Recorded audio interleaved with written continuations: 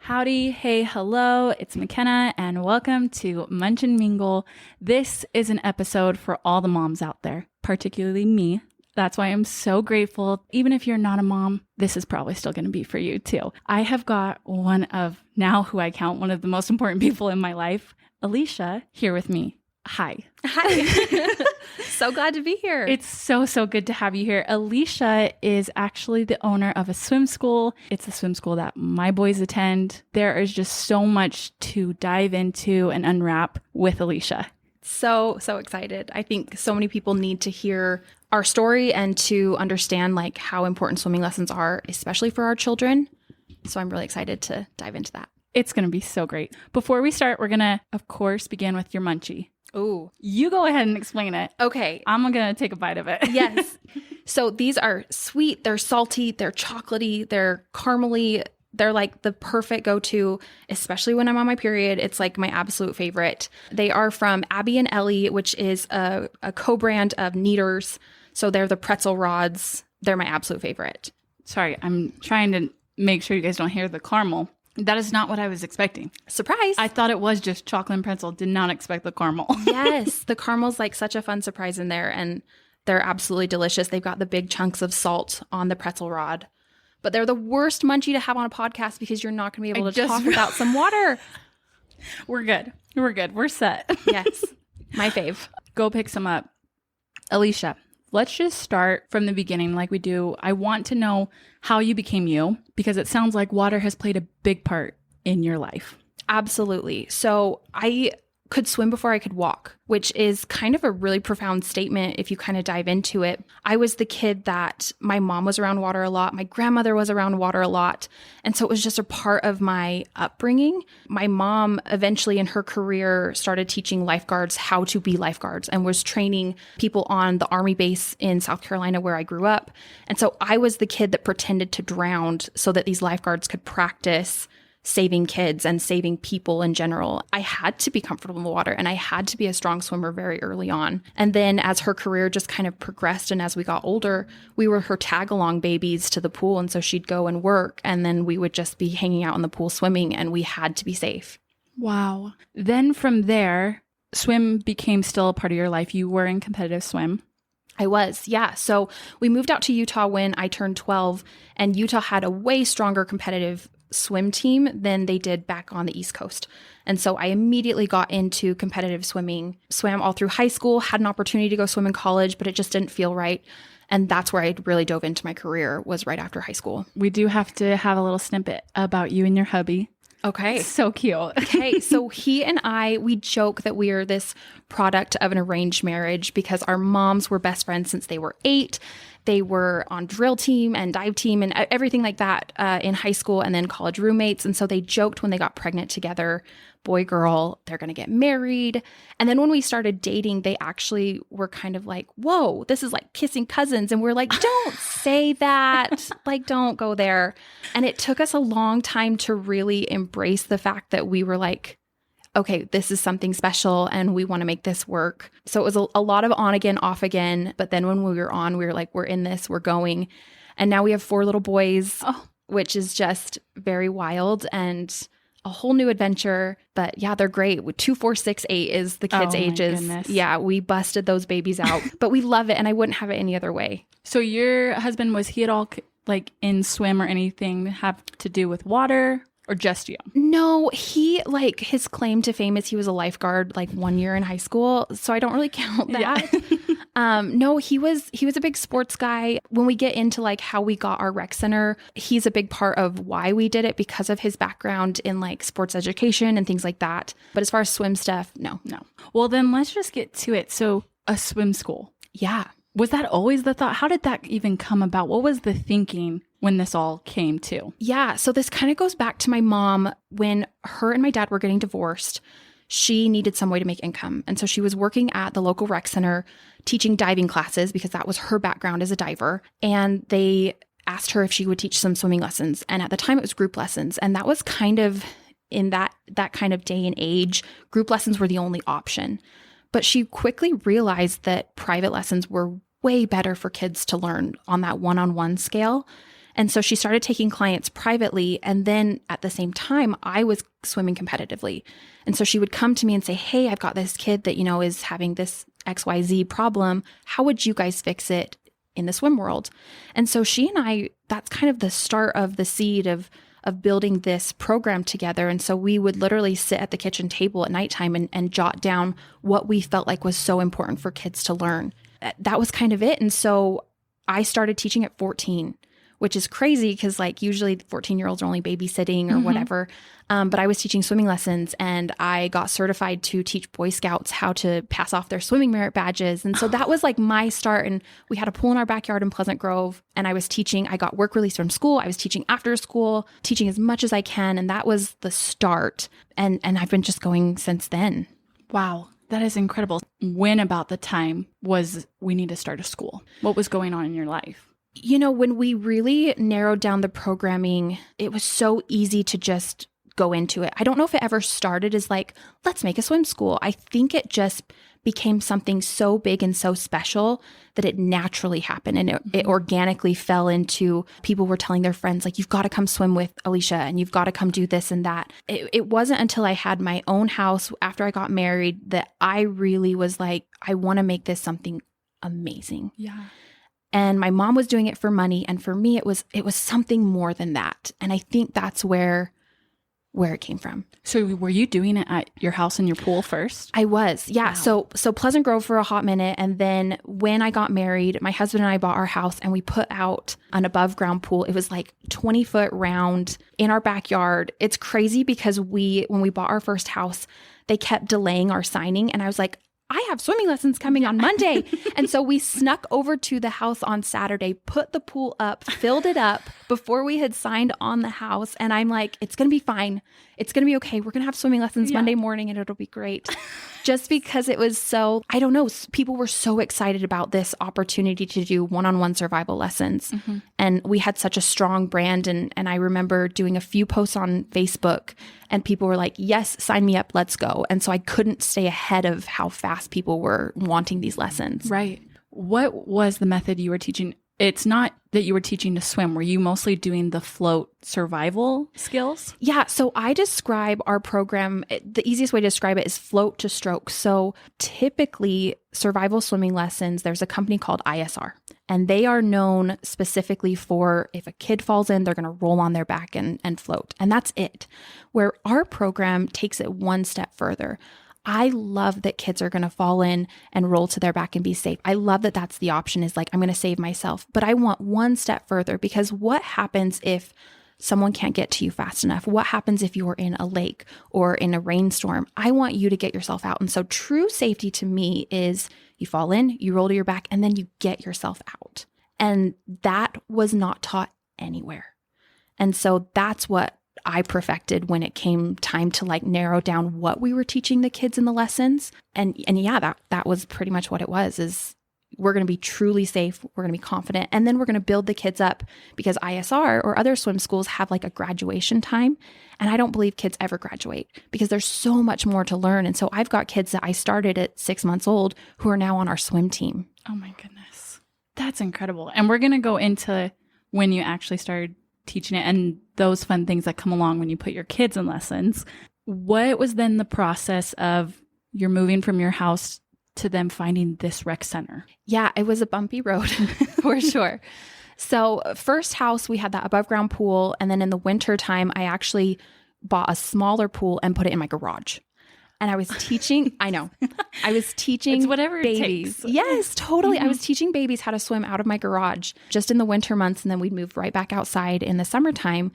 And I realized that like that obviously wouldn't last forever. And so we started looking for a property that had more land so I could put in a larger pool. I could have my own parking lot, because when you work from your home, a city is very strict about regulations and things like that. And so we had to have enough parking so that like our neighbors wouldn't be frustrated with like the extra cars on the street.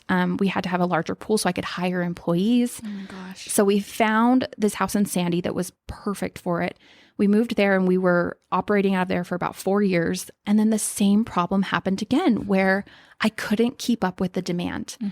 I really have never spent money on marketing. It's really been a lot of word of mouth. And then just having a really strong social media presence. It was a client of mine actually that I just had the thought, and now looking back on it, I was like, that was totally inspiration. But I had the thought, I was like, what does your husband do for work? And she's like, oh, he helps small businesses grow. And I'm like, okay, can I, yes, can I have lunch with him? So we scheduled a lunch meeting and he came in with his like laptop and he was asking me all these questions and typing in all these things. And it was like 30 minutes of like grilling me about my business. And I'm sitting across the table from him just thinking, he hates me. He thinks I'm stupid. I'm never going to be like anything special. And he closed his laptop and he looked at me with his like straight accountant face. And he's like, you can so grow this and I want to be a part of it. And that was the biggest shock of like the first person to really say like, you're doing something really cool. That wasn't my family. That wasn't my husband being like, rah, rah, Alliesha. Yeah. Someone like outside, no input on the business that was like, this is cool. So he's the one that helped us started looking for properties. Okay. And right from the start, he was like, you've got to find something that already has a pool because putting in a commercial pool is millions of dollars. And as a small business, I'm like, there's no way I can afford that. No. The most amazing opportunity happened with this rec center here in South Jordan. When do rec centers ever go up for sale? That's why I'm actually shocked. Yes. Because when I hear the story, I'm like, it was just sitting there? Yes. Like it wasn't being used? So when the listing was up, it was still a functional rec center for South Jordan. And South Jordan City actually has two. So this was the very first one that they purchased from another family back in the 80s when they built it. It was like a racquetball and swim club. And the pool was like an aftermath thought of like, oh, we have 10 racquetball courts. Let's throw in a pool and make it a fun little country club. It was this family from California that had moved over in the 80s and put it up. Ran it for a few years, went into bankruptcy. South Jordan City was growing and developing. They needed a rec center. So they bought it, turned it into their local rec center and ran that for years. And then as South Jordan and Daybreak kind of have been combining and growing, they put in a newer, nicer rec center and didn't need this one anymore. And then the pandemic happens. Oh my goodness. I didn't know that's the timing. So we looked at it November. It was still a running rec center when I walked through it. And I just show up and I'm like, hi, I'm thinking about buying this. Can I walk through? And they're like, sure. We put in an offer and then the city got back to us. And if you remember, it was like COVID started getting serious where we were all like, what are we doing? What's going on? And then the earthquake happened and everyone was like, the world is shutting down. That was when we were all under contract. Great. So the city calls and they're like, we're actually going to put a hold on your contract and we're going to move 50 homeless men into the building. We'll call you when their building gets fixed from the earthquake damage. Oh my God. And then you can have it back. And I was like, great.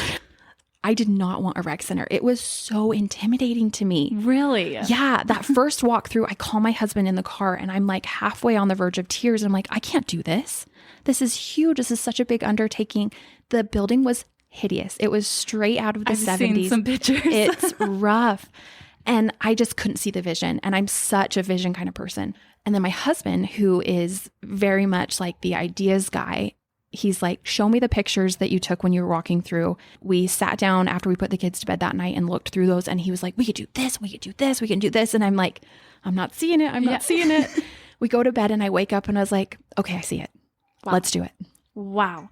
Pictures you've posted. There was a lot of brown brick. Yes. From what I remember. Yes. That's really all I remember, actually. You have just brightened that up entirely. It's amazing what some paint can do. It really is. After that point, they got everything fixed. You were able to move forward. What year? Is it in the middle of 2020? It was. It was like, I want to say July 2020, we closed. We immediately started renovations on the pool. We are running out of summer months. I've got to get the pool up and running so that by winter time, we don't have to put up our dome that we were doing in the backyard pool.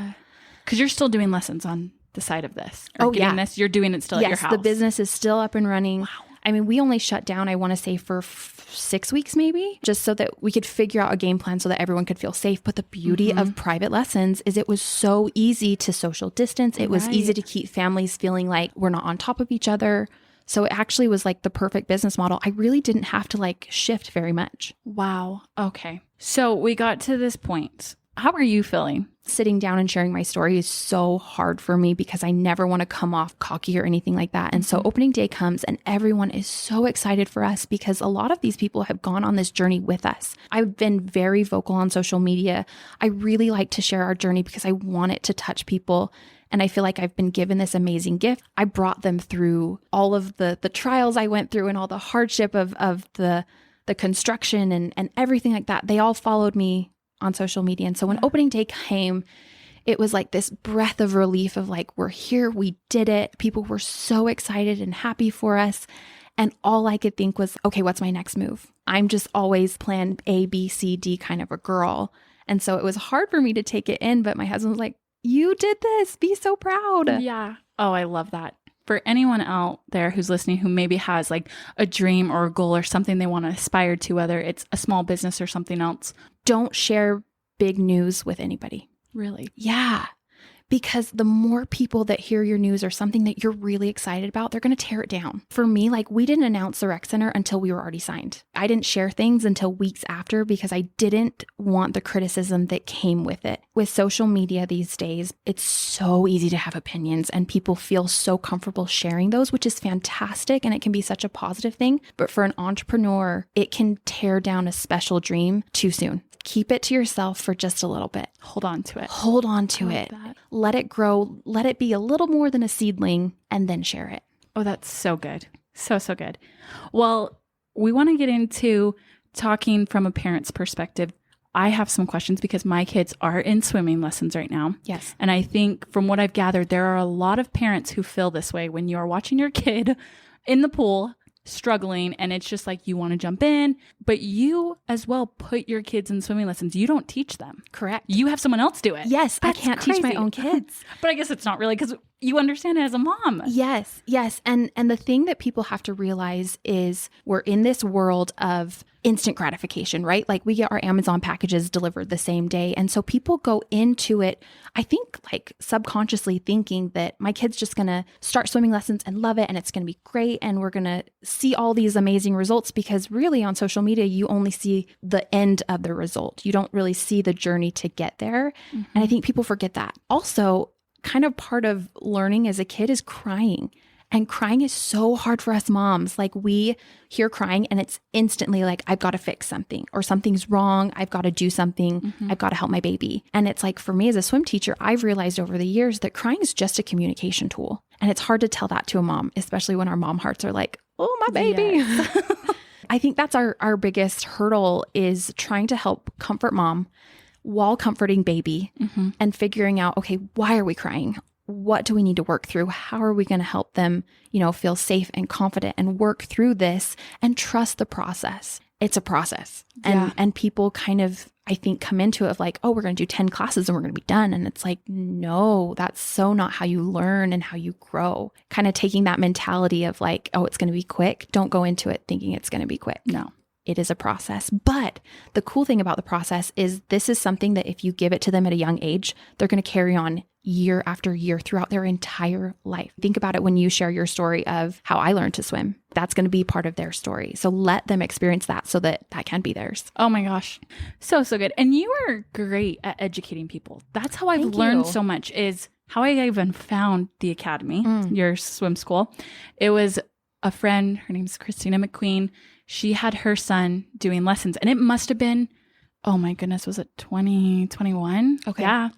And I saw that her son's like swimming and I'm like, okay, this kid's young. Yes. So that's when I started following you. Didn't even commit to lessons, but I always had in the back of my head, I really want my kids to know how to swim because the ladder is I just don't know how I could ever deal with that. Yes. So it was always like, am I going to do this? Am I not? But you would post so many things and you still do. Mm-hmm. That would educate things like that is this is not going to be a quick thing, but it's going to be something that lasts. You just have to commit. How do you train your swim teachers now? Summer busy time, I've got a staff of 50 instructors, which is wild. Mm-hmm. But training for us, so we have kind of two parts. Obviously, the water part is super important. I like them to be right in there with my kids. Every kid's different. Each class, every 20 minutes is a new adventure for me. And so when I'm training, I want my instructors to be with me and I'm just giving them loads of great information, giving them the backstory, telling them why I'm doing this, what we're doing. The great thing too is our program is so simple. Our lesson plans are very, very fundamental focused. And so we only work on things that are age appropriate for kids. And we really focus on building a really good foundation. And then we will start working on some progress stuff. So your friend that has the kid that's swimming at a really young age across the pool, he starts with those fundamental things. And then we build the skill based on how he's doing with the skill. So if he's not quite floating, but he's a really strong swimmer on his tummy, let's go ahead and progress that one. And we'll keep working on the survival stuff. When I decided, okay, we're going to put Baker in, I started him at 4 months. Now I think you had said we can start at as early as 4 months. You and I had talked then when I had my second son, do I start that early? And at one point it was, maybe let's wait till he's sitting up. But then you and I just had a conversation because of little Bo, who's preemie. He's been going to physical therapy.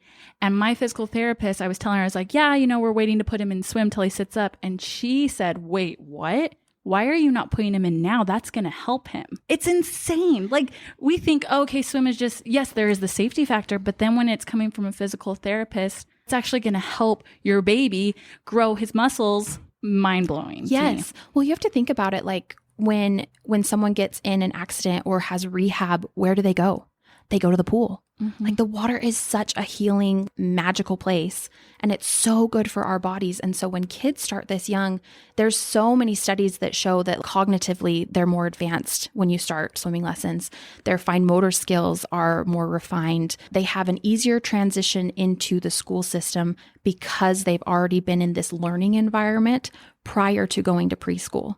And so they actually do so much better, not only physically because they've been working their little bodies, but mentally as well.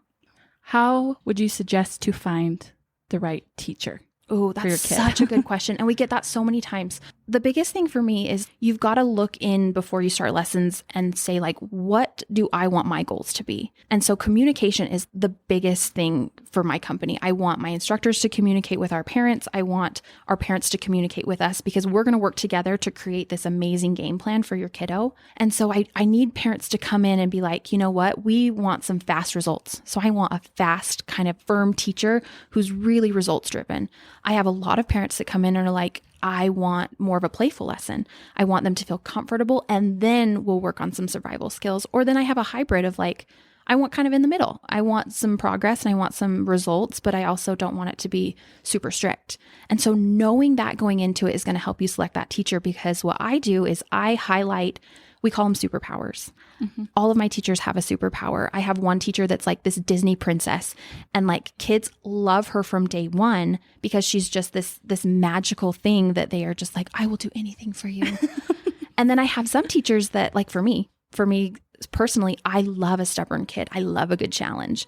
And so I'm like, give me all the stubborn kiddos, because I'm going to kind of go through this fight with them of I'm the boss, no, you're the boss kind of a thing. But then I'm going to show them results very quickly. And it's like a light switch of like, oh my gosh, now I want to be the best swimmer ever instead of fighting you. So everyone on my team has that superpower, and we identify that in training, and then we share it on our website. So then as a mom, okay, I want X, Y, and Z. I'm going to go onto the website and we're going to show you exactly what teachers fit that criteria. And then I want you to go try them. Do your first 10 lessons with a couple different people. And then you're going to see really quickly who your child bonds with, and then you're going to stick with them. Yeah. Always have a backup. Yes. People go on vacation. Yes. Things happen. As much as I wish I could keep my staff forever, but that's what I would do. Figure out what you want and what kind of style of a teacher you want, and then go from there. Now, if you don't know, what's nice is we've been trained to identify personality types for kids. So I can see a timid swimmer, I can see a stubborn swimmer, an analytical swimmer, or a happy-go-lucky swimmer. And then I can tell you, hey, I'm actually going to be a better fit for this kind of a kiddo, where so-and-so is going to be a better fit because they're more timid. Let's say they've scheduled an appointment, they're coming with the teacher. Explain what happens. How long is the lesson? What are they going to do? Just to give them a heads up. So when you come into a lesson, our first day is evaluation day. And so I like to tell that to all my clients of like, hey, day one, I want to get to know your kid. I want to get to know you. Tell me what your goals are, what your ambitions are. What do you want to see happen in these lessons? This is where we're creating that game plan for little kiddo. And then I'm going to kind of give you a heads up. I love to prep moms of like, there might be some crying. Don't let that scare you. Do not let the tears scare you, because really the biggest thing is if they're crying, they're breathing. If they're crying, those lungs are healthy. And so I try and kind of prep moms mentally of like, here's what's going to happen in the process, because it happens to all of us. My kids cried for 40 plus lessons. It just happens. I'm a stranger. This is a whole new environment. It's very overwhelming. It's a little loud in the pool sometimes. And so kids just have to adapt to that and adjust to that, and they'll get there.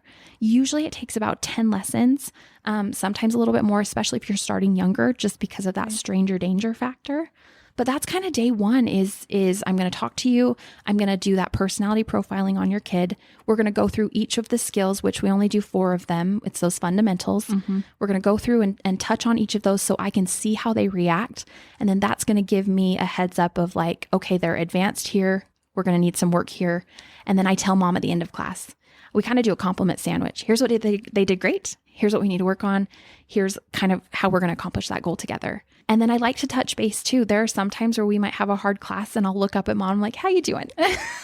I'm kind of a therapist. I'm a therapist as well as like a swim teacher. But what I've learned in my career is communication saves so much heartache. And so I try really hard to over communicate with my clients, and I try and open that back up, because it's kind of hard to open up about your kid and how you're feeling emotionally of like, hey, this is stressing me out. I want to know those things, because we can easily switch up lessons to make you feel better, to make your kiddo feel better. But if I don't know, then I'm just pushing forward because you hired me to teach them to swim. We've gone through, most likely the kids are crying. How do you stay committed? And then what is the best plan to help that commitment kind of feel like you're moving forward? Yeah. I say it all the time, and I feel like I share it, and I like say it till I'm blue in the face, but trust the process, because never have I ever had a kid who followed the program where they followed my guidance. Have they not learned how to swim? Not one. It's the parents that kind of go off on their own and have these unrealistic expectations from the gate, but don't share them with me or don't communicate with me, that are kind of frustrated. Any parent who follows the process, you get results. That's the beauty of what my program does. We have perfected it down to a science. And if you follow it, you're going to see progress. So just trust that. And I know it's hard. I know. Yes. Like crying kids, it's so hard. And we want to fix it as moms. So that's my advice. Trust that process. And then with the second question, so if you want to build a really good foundation 3 times a week is the best way to go. Now, if you're getting ready for a trip, like you guys are going to Lake Powell this summer and we're already sitting in spring, I need to see you 4 or 5 times a week. When we actually started the program, we asked parents to come every single day for 2 weeks to kind of build that foundation. And that worked for some kids, but then that can be really emotionally just too much. So I think 3 times. Come 3 times a week for your first 2 or 3 months. And then we're going to reevaluate after that and say, hey, we're ready to kind of slow the pace down because we've got the foundation built. We're going to go into kind of more of a maintenance program where you're coming 1 or 2 times a week. If you start 1 or 2 times a week, you have to realize that's not enough pool time. So those kids with once a week or twice a week, I'm not given much of time. I can't do anything. My hands are tied. If I'm not practicing in the water with them, they're not going to retain anything. It's kind of like potty training. Are you going to potty train once a week? No. For Baker, we were very much doing the 1 a week, and it was just terror. When Bo came, our plan was we'll up it up, because I believe you came out with something on your story saying that plan. So it's like, we need to go twice a week. We had 2 different teachers, so we were switching off, and Baker had it within a month. He can float. He still cries, but he can float. He can flip. It's everything. And so we're just starting with Bo, and this is a great reminder, like, okay, we got to start probably up in those lessons. Have you heard success stories where there has been an issue? It could have gone one way, but it didn't, thanks to these lessons. Yeah. I mean, we hear them all the time. I want to say like the biggest success story the company has, or the kind of the coolest one to share, is we had a little girl. She came in and did that 2-week, every single day lessons before they went to Lake Powell. And luckily she had gotten her survival float down. So they go to Lake Powell. Family is out playing all day long. They go inside for dinner. So everything's supposedly locked up. They're just hanging out for the night. Little girl, 2 years old, goes missing. She had fallen off the houseboat, floated over to a mile marker buoy 500 yards away, rolls over, grabs it, and starts screaming for help. 10 lessons. Incredible. I know you also have a deep story, and I know we're getting deep here. So everyone grab the Kleenex because I'm already feeling it. But I want you to share it because I think it's so impactful. Yeah. Yeah, this one's heavy. My littlest baby, he's 2 years old. He had a non-fatal drowning accident on Mother's Day last year. So we had gone down to my mom's house in Provo. She has a pool in her backyard. At the time, he's 1. He was already walking, whatever. So my husband was sitting by the pool. All of us adults actually were right by the pool. There was this big lounge sectional that was right there. And I sat myself down, and I remember I could see the entire pool, because you always should have a pool watcher. Always. Like that is the most important thing to do. Someone needs to be watching the water. I remember my dad at the time, he had just had a heart attack. And so the cushions or whatever was just, it was too low for him to sit. So we brought over a chair, and he sat down right in front of me to where there was this one corner of the pool that I just couldn't see. And I literally had the thought like, oh, I should move, but I didn't want to sit in the sun, and I didn't want to get hot and sweaty and gross and whatever. And so I stayed where I was at. And so I just couldn't see that one corner. And my husband was feeding the baby, and at some point put him down. I didn't even realize that he had stopped feeding him, put him down, and he'd just start wandering around. I had this thought, where's the baby? And so I turned to my husband and I was like, where's Bex? And he's like, oh, he's somewhere playing. And I was like, what? And I stand up, and there he is, right in that corner that I couldn't see. He was on his back, but he is an interesting kid because he just has this gigantic head, and he was working on his swimming lessons, trying to get his body to be more buoyant, but that head was so heavy. So we had done maybe 20, 25 lessons at this point. He had his rollover, he knew to float, but he just wasn't strong enough in his neck to hold up that head just yet. And that's what we were focusing on. And so he was underneath the water for a full minute before we got to him.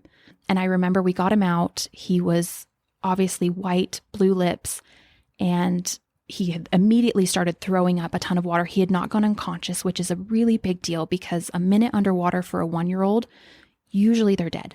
Mm-hmm. They've got about 20 seconds before they go unconscious, and then the body shuts down. Got him throwing up. He was breathing on his own. We didn't have to do mouth to mouth. And I just remember holding him, and I turned to my husband and I was like, you've got to give him a blessing right now. And we stripped him out of his clothes so that we could warm him back up and get his body temperature up. And then we got in the car and rushed off to the hospital. And it was the doctors that, as we're explaining this to them and we're pulling up the camera footage of what had happened, they were like, how did he hang on for a minute? And they were blown away that there was not a single drop of water in his lungs. They were just like, he's happy, he's conscious, he was playing. And we spent Mother's Day in the hospital, but they were like, this is incredible that he was able to do that. And as soon as they found out he was in survival lessons, they were like, there it is. That's why, because he had built his lung capacity at 4 months old. I had him in the water.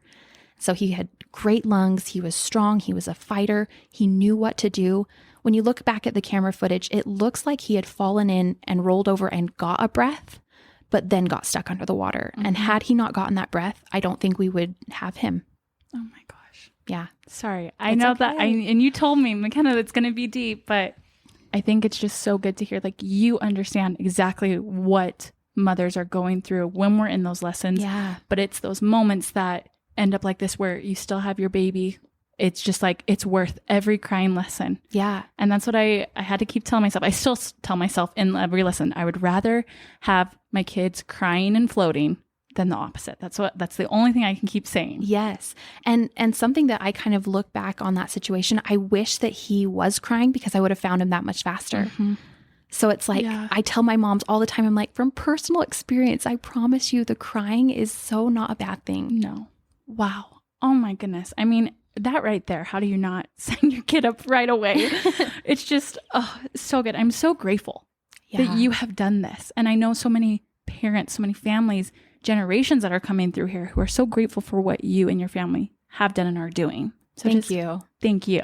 This has just been incredible. Just wrapping up kind of where we're at. What is going from here now that you can share? I love this question. So for me, I want more people to get our program. And I've already started this process of training people out of state on our lesson plans, on the way that we set up our lessons, because right now there's really nobody doing it. Yeah. You get these commercial swim schools who really focus on more of the play side of things, and they're more focused on a check mark on a cute piece of paper instead of actual progress. And so I want our program to start going nationwide. I don't necessarily see franchising as like a thing because people aren't going to be purchasing rec centers. Yeah. I mean, that would be cool, but I don't think it's going to happen. So I think for me, it's these people that want to teach in their backyard where I started.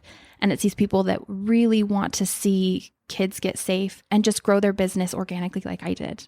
So that's kind of what I've been working on kind of behind the scenes, is this amazing training program so that more people can do our program. Through all this, I mean, in your family life, your work life, how are you staying connected to God through it? Ooh, he and I have a very interesting relationship.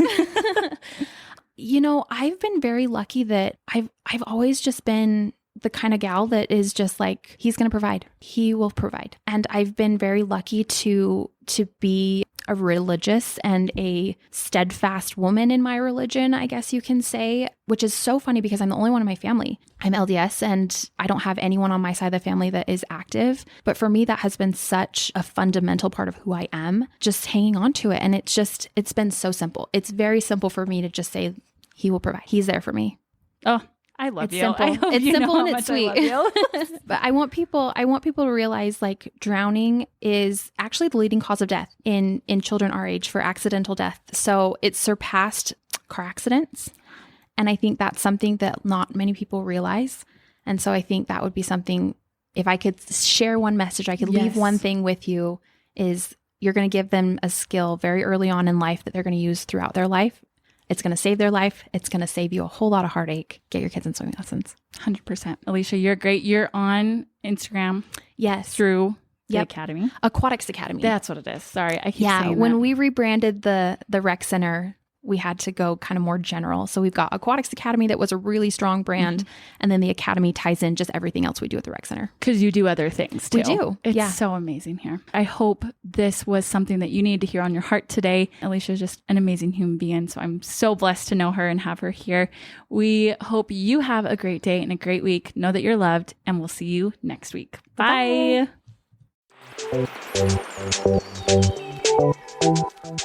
Bye.